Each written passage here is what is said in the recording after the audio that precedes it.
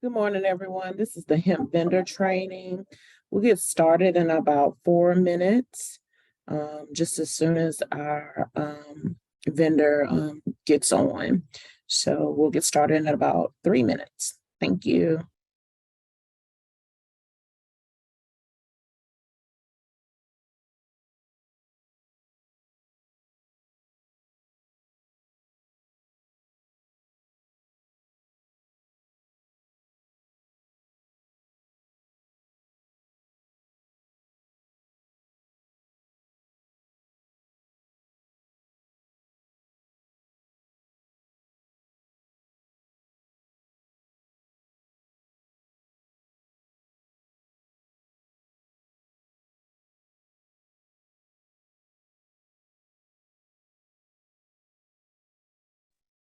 Good morning, Jason. I see that you have logged on. We'll get started in about 3 minutes. Can we do a mic check? Yes, ma'am. Good morning. Can you guys hear me all right? Yes, we can hear you. Thank you. Thanks.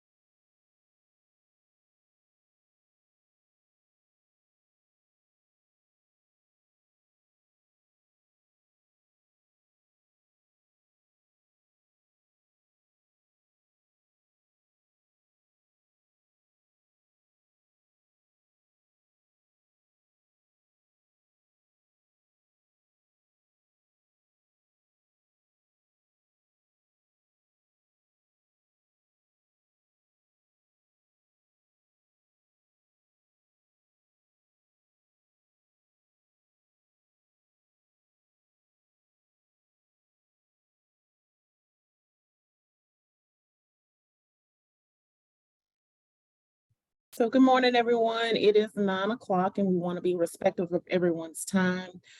This is the second of two trainings that we have for the hemp vendors. This particular training, we asked that our vendor put on, this is the second one, so that you'll have some information on how to navigate the system as it comes alive to us. And so we have our vendor, Mr. Jason Stelzer, on the line, and we'll allow his team to get started. I don't see our leadership on right now, so we'll give them an opportunity a little bit later. But Jason, you can go ahead and get started. Thank you, Dr. Gray. My name is Jason Stelzer. I'm the general manager of Tyler Technologies here in Louisiana, Baton Rouge, Louisiana. In fact, I think many of you probably attended our demo on June 30th, 2 Fridays ago. Today is going to be a recap of that demo. We'll show you a couple of additional features that have been added to the application since that time, talk about next steps, and really open up an opportunity for questions for you all. So those of you that did attend the demo on the 30th may have had some questions that came up since then, so we'll do our best to answer those today.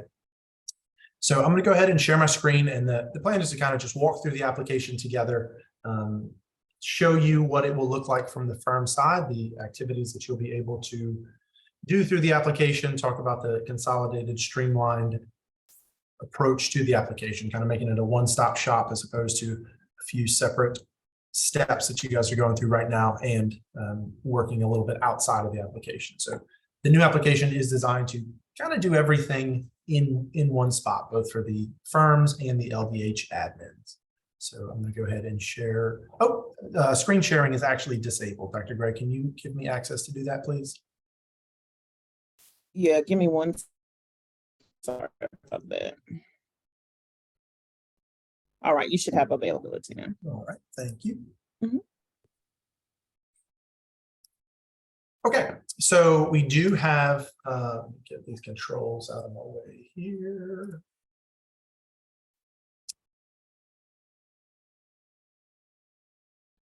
The application to be linked from the LDH website, similar to where the current application is found, will default to a public landing page.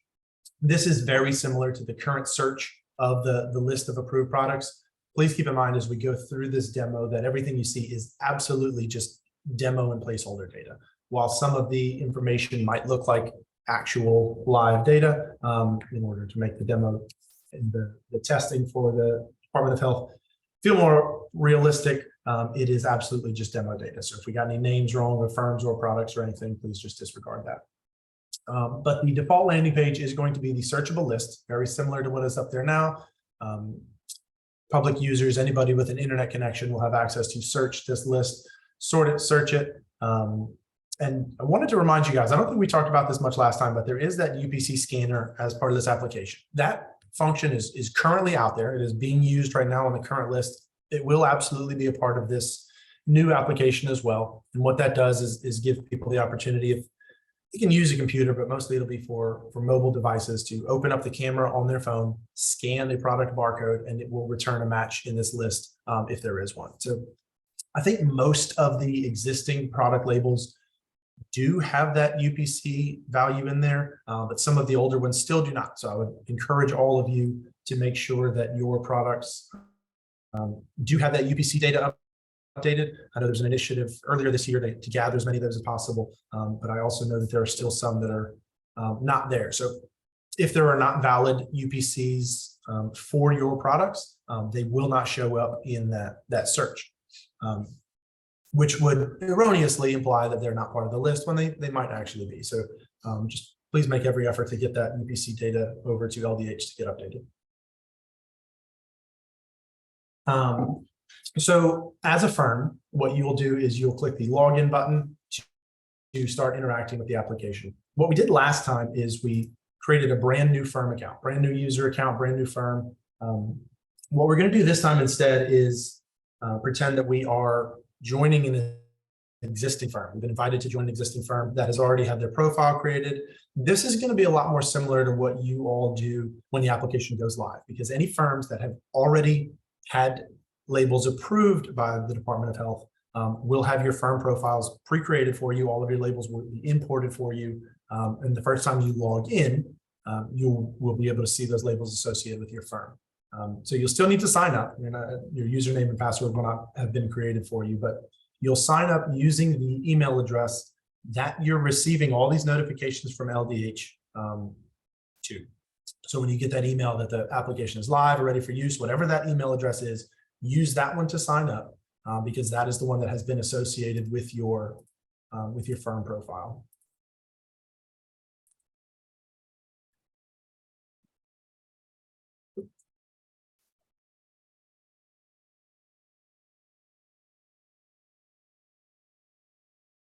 So I do need to, I should have had that window open, sorry, y'all.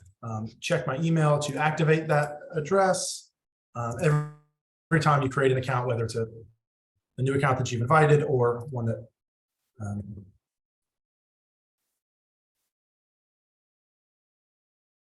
is the first one associated with your account, you do need to activate it. This is just a simple authentication measure to make sure it's a real address being used. Then we can go back and we can sign in.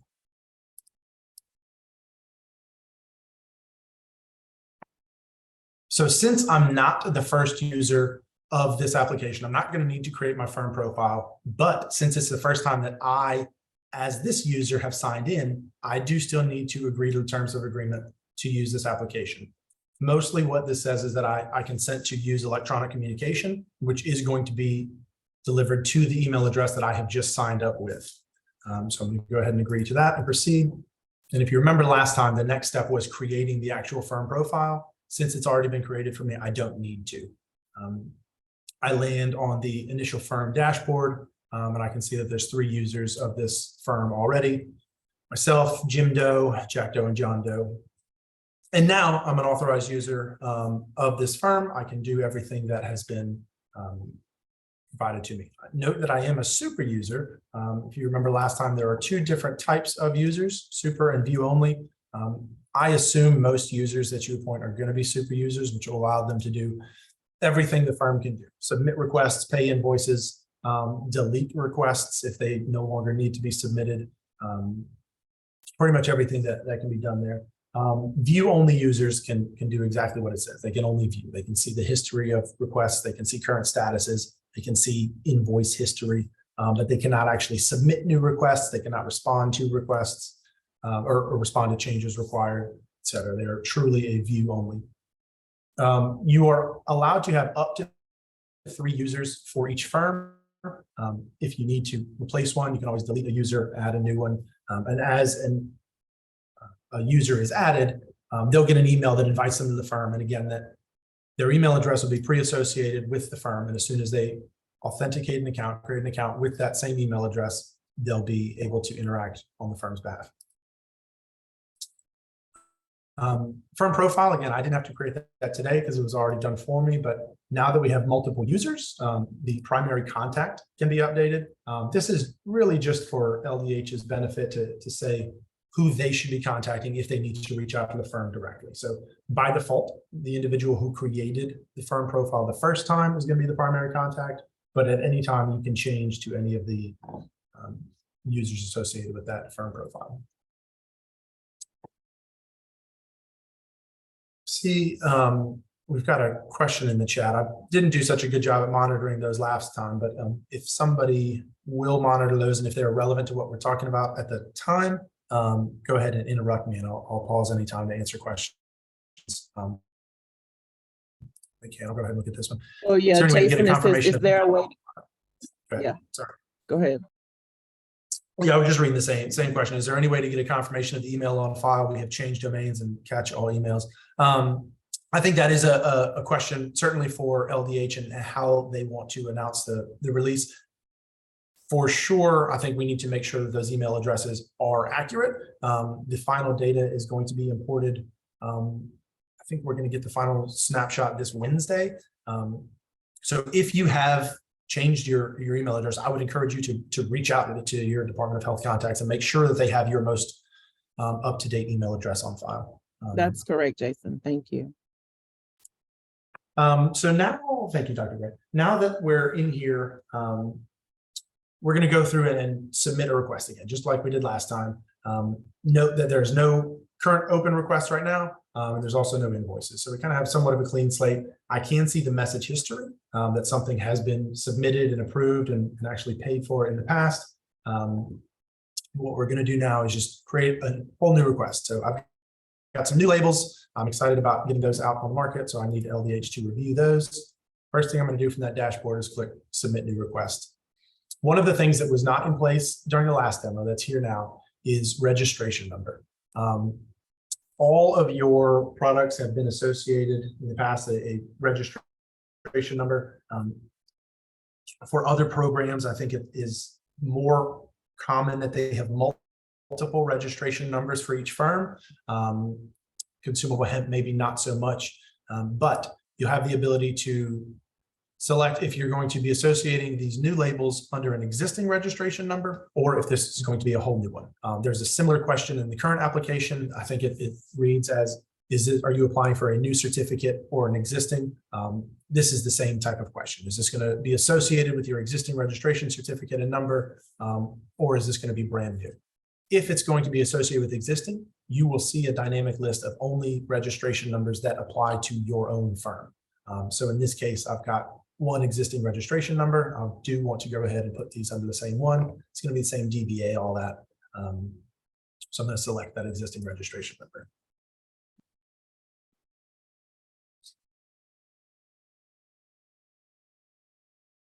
Fill out all of the required information.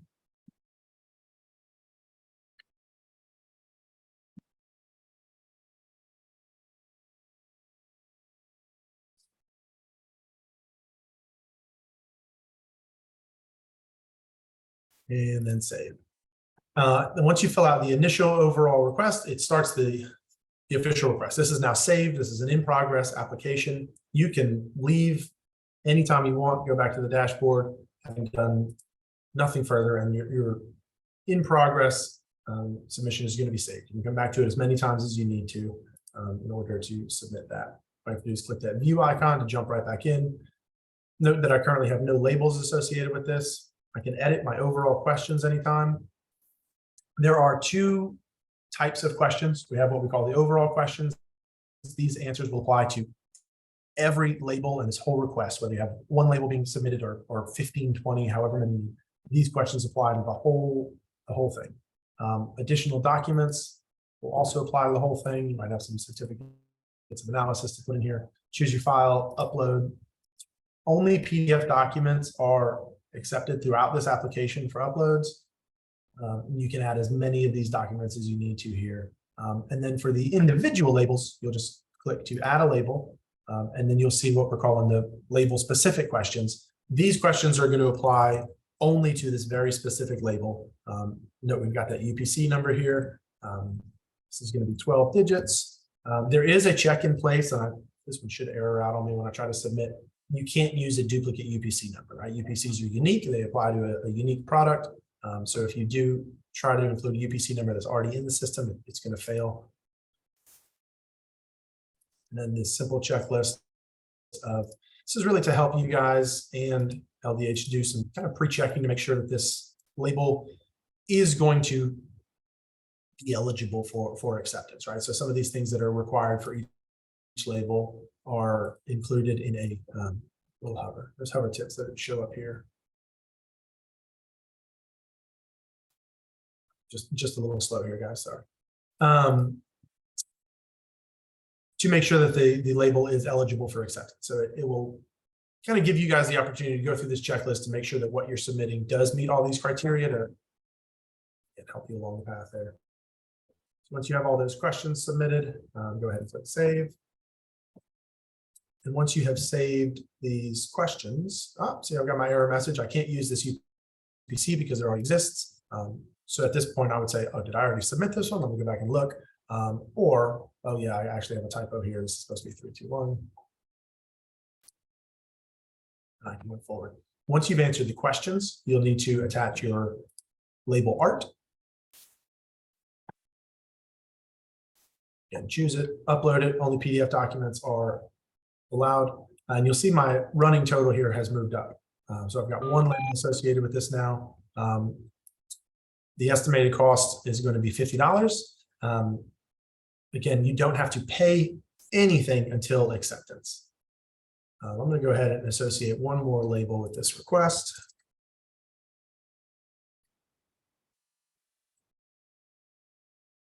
So this.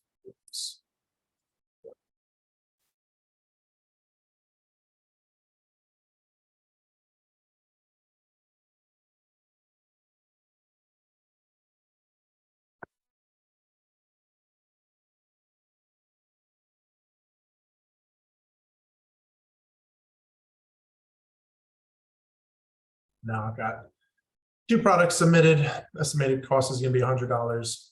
Again, you don't have to submit at this time. You can come back as many times as you need to. It just continues to keep your running progress. Note that this is in a draft status right now. It means it has not been submitted. I can see when I started it. I can see when I updated it. Obviously, if you go over multiple days, these dates will be different. If for any reason you need to just delete the request, maybe you've made too many mistakes and you just want to start fresh, or you've decided that your products shouldn't be submitted at all, you can delete at any time while it's in your court. You can also view and open it as many times while it's in your court. I'm going to go ahead and submit this one.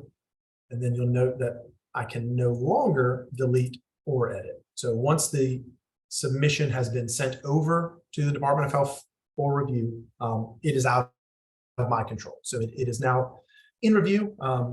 If there are changes requested or there are issues, I will get notifications back from the Department of Health through this application. You'll see it here in a second.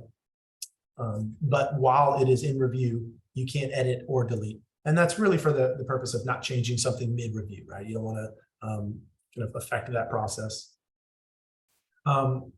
So these should be reviewed here in a minute. While we're waiting on that, I see there's some other questions in the chat. Is there anything we should address there? Yeah, so the first question I think was from Megan. And this is Megan is an internal person, so shouldn't the amount of THC per serving and per container be required like the other credentials? And it was red because you checked yes. I'm sure you have to see. It's hard for me to see this. Hold on. So on those, the questions, and then it's closed now, I can't open it yet, but the final logic of all those will be revisited once more before we go to production. I know that there's the logic that if you say there's no THC, those questions go away. They're absolutely not required. We'll make sure that all the logic that needs to be in place will be in place. So if there is THC, what is that concentration, et cetera? We'll look at that. Yes, ma'am.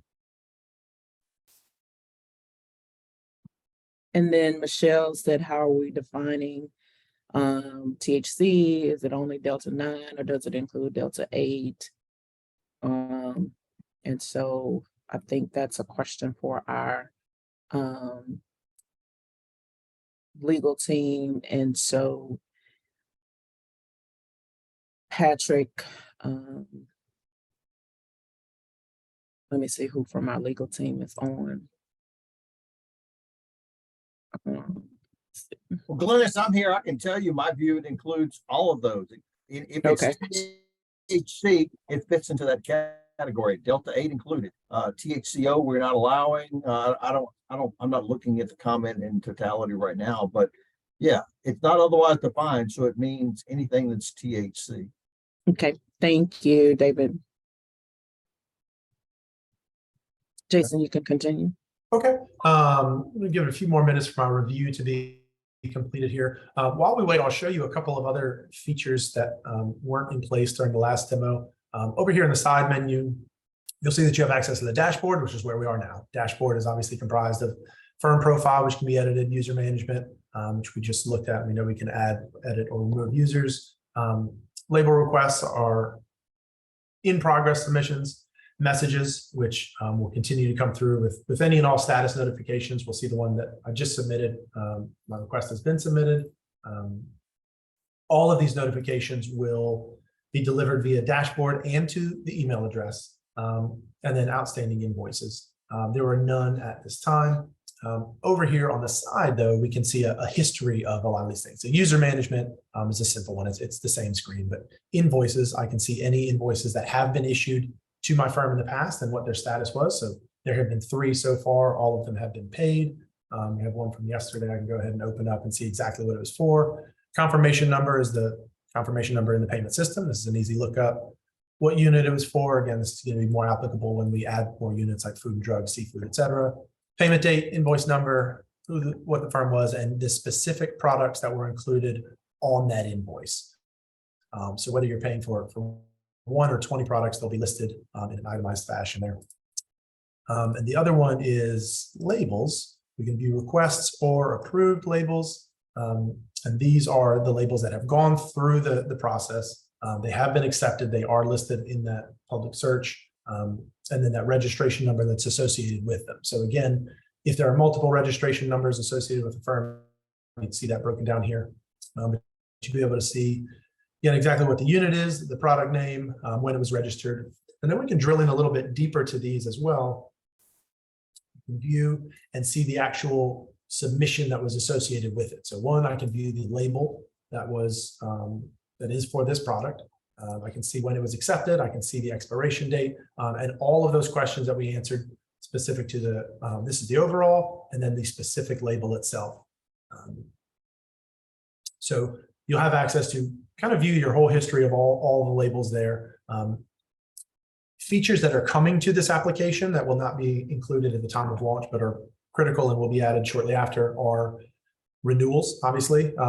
Next renewal season is next spring. You'll be able to renew through the application and see the full list of exactly what you are renewing. You'll be able to remove or change those labels at that time. If say you're not selling, test 4 product anymore, you can say, all right, I'm not going to renew that one. I'm only going to renew these 3. You can move forward. In addition, you'll be able to request an update to labels. So maybe test 3 has had a label update and you need to get that resubmitted. You can come in and request a change to a specific or a few labels there. So let's go back to the dashboard and see if I have my response here. So the request that I just submitted has been updated. I see there are changes required to one of my labels. I also got an email and a dashboard notification when that status was changed. So I can open this and I can see it has been returned because these 2 reasons: artwork is missing, responsible party, and net quantity. So log in and see what's up. So I'm going to go ahead and view my request. And what this is going to show me now is, again, the reasons that it was returned as changes required. I've got some specific canned reasons that are going to be selected by the admins. And then if they have an overall comment, they can add something in here. This is just a sample comment now. And the only one that comes back as changes required is the one. So if I've submitted, 5 or 10 of these, I don't need to go through every single one. I only need to go through the one that has been returned as changes required. I can open this. Please update the artwork. I saw those other reasons, so I'm going to come down here and I'm going to remove that file. I've worked with my design team and we have a new version. I'm going to go ahead and just attach the same one. But I update that file and I'm going to go ahead and resubmit this. So I've responded to these changes. I see what they've asked for. I'm going to go ahead and submit. So this puts it back in review. I've responded to those changes. I think that my label is now eligible for acceptance, and I'll just wait for LDH to respond to that one. And again, you can see the full history of all of these changes. So starting this morning, I submitted my initial request. It got returned for corrections. I can see exactly what those corrections were. I can see that I resubmitted it here. And there's a date and time path here. So you can see exactly how quick everybody's responding. So you can see that it took 4 minutes in this case, pretty quick, for LDH to respond to my labels. And then shortly after, again, only 4 minutes for me as a firm to respond back to it. So you can really track how quickly things are being reviewed, how quickly things are being acted upon, and make sure that everything is moving forward. While we wait for this review to happen again, any other questions to address?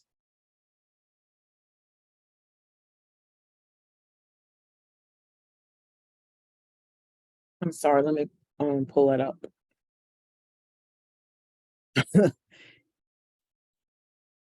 Is a human reviewing the labels? Yes. I've had some technical difficulties, so I apologize if I missed, but has there been any more information about launch date? We'll talk about that toward the end. Eric. And those are the last questions. Okay.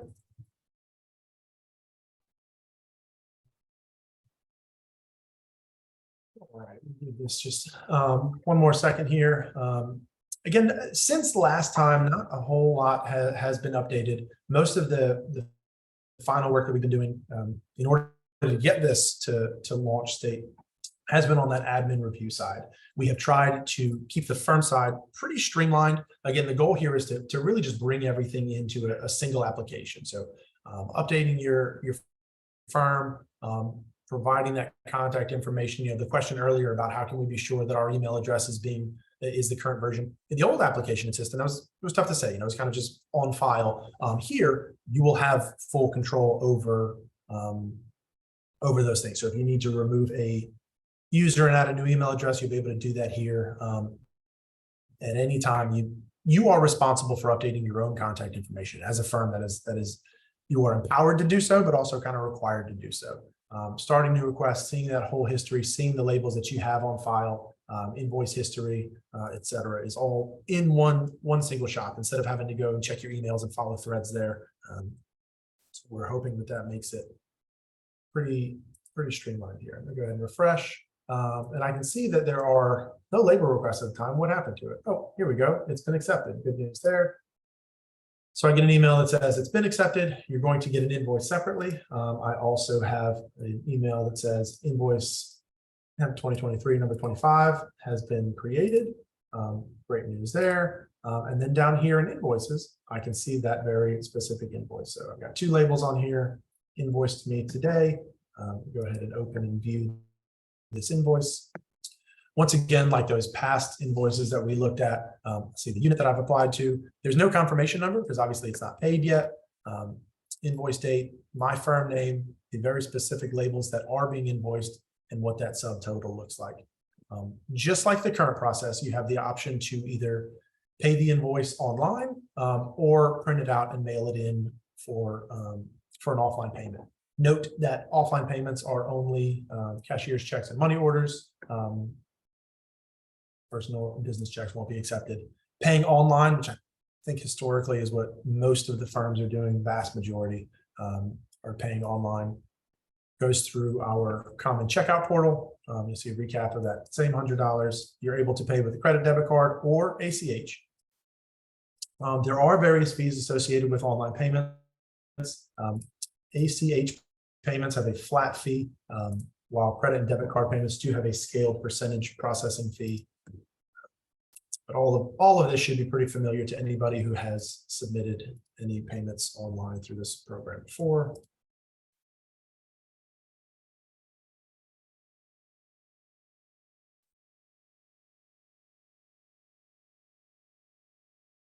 And what's great about this is there's an automated trigger. So once your labels have been accepted, you'll get that invoice.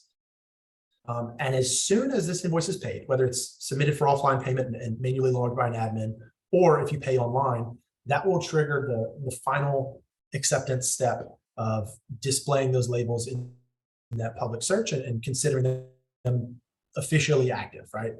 So as soon as these 2 labels that are included on this invoice are updated to a paid state, which hopefully happens pretty shortly here, they will be considered active and show up in that public search. So anybody looking at that list to see what is an active label will see these 2 on there. Our UAT system is a little slower in production. Production will not be nearly this slow. This speeds up here. There we go. So I'll get a confirmation my payment has been successful. I will also get a couple of emails. I can see that this invoice has been paid. And you will get a breakdown receipt to your email as well. The checkout portal just now, I think I used an Abe Lincoln test address, so that one won't be delivered to one that I can show you, but it's the same receipt that you guys have been getting for the last few years, which is a breakdown of a standard receipt of what you paid for, those convenience fees associated with it, et cetera. And now I can see that in my invoice history, I've got this new one. It's 710, it's been paid. I can also see that in my approved labels, I should have 2 more, demo 1, demo 2. And in the public search, those will be displayed as well. So let's go ahead and this. We'll just go ahead and sign out and close that one and jump back into the public side where I can go and look for Democo, and I will be able to see my 2 labels. And if we give these a second, they should bring up those actual images. It's kind of slow to load again in UAT, but they are present.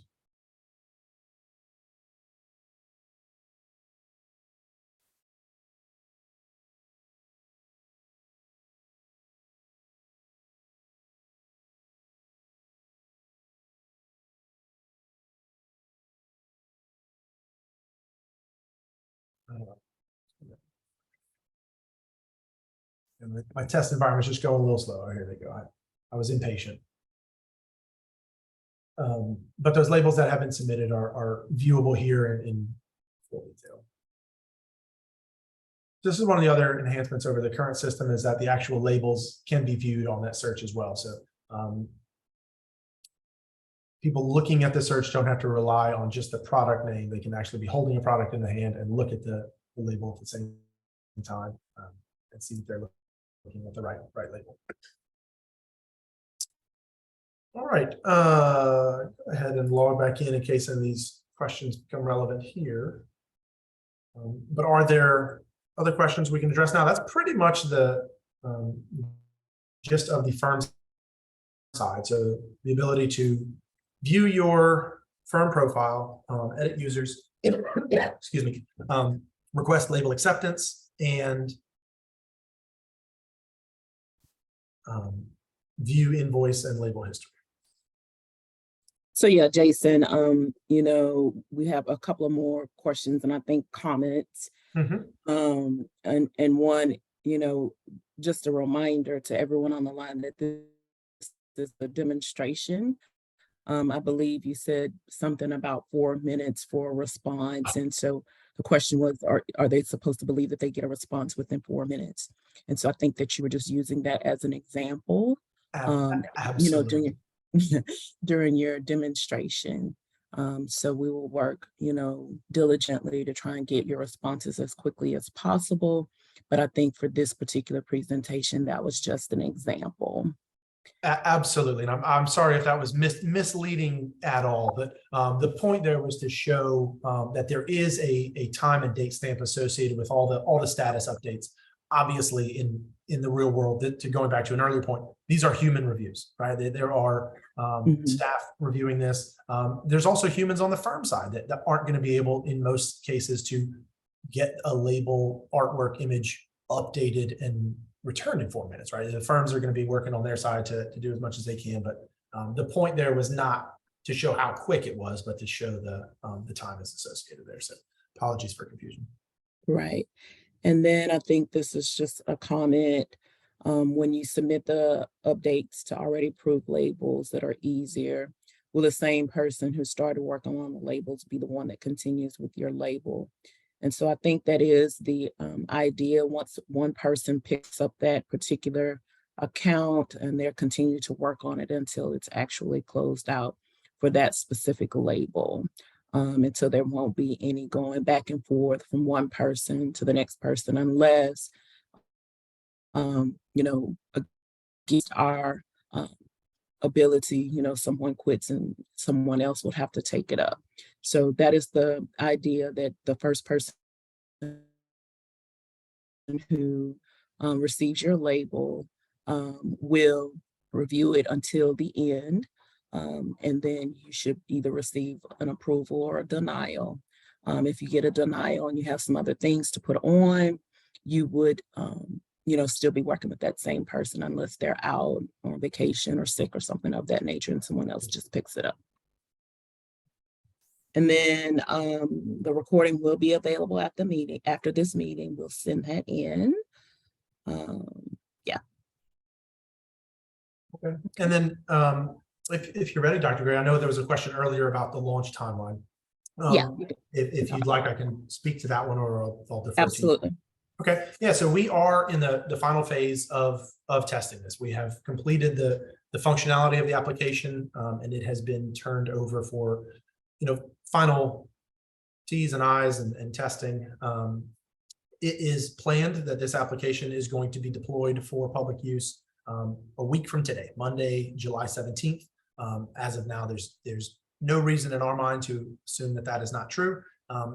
Between now and then, steps remaining are importing that final version of production data, right? So if you have any change to your email address, please be sure to contact LDH about that now, so we can make sure that that correct email address is associated with your profile, and that you guys are receiving communication about this. Obviously, if you're on this meeting, you're somehow getting communication from LDH, but make sure that email address is up to date, because we will be importing that data on Wednesday, running some final scans and environmental checks and opening this up for public use Monday, July 17th.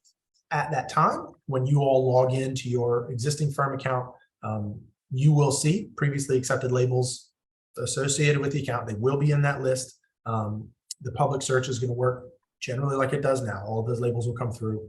We know that there's not artwork associated with those old labels. That's not part of the current public search.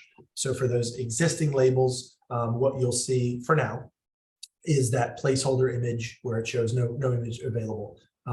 As we move forward and you're able to kind of update those labels as you go along, you will have the option to add that label image to it if you desire. I think it'll be even more streamlined during the next renewal phase, which is going to be next spring, and you can update those labels then too. But any labels that you submit from Monday the 17th forward will require that image, obviously, which will be associated with them. It will also require those UPC values. So again, for the older ones, make sure that y'all are getting that data to LDH so they can update it. I'm doing a bit more rambling than I should. We're going live Monday, July 7th. Your data will be in there. I encourage you all, once you get that email that it is live, log in as soon as you can. Make sure your data looks right. If you have questions, reach out, the sooner the better. Thank you, Jason. And so LDH has reviewed in test stage and given our feedback to Jason and his company for any little mishaps that we may have. And so, as he said, we should be ready to go live. We will send out another email if there, if there are no issues, then we'll go live, like you said, on Monday. And so if there are no further questions, we want to thank Jason and the LDH team that's on today. I don't see our leadership on right now. I thought that I saw Katie on if she has anything to say, and we'll send out a copy of this particular training right after we end. So thank you so much, Jason, and the LDH team and our vendors for their patience and understanding as we move through this process. So you all have a great day, and we'll have our next meeting probably in the next month or so, just as a follow-up to see if we have any other issues. Okay, thank you, and I'll have a great day. Thanks.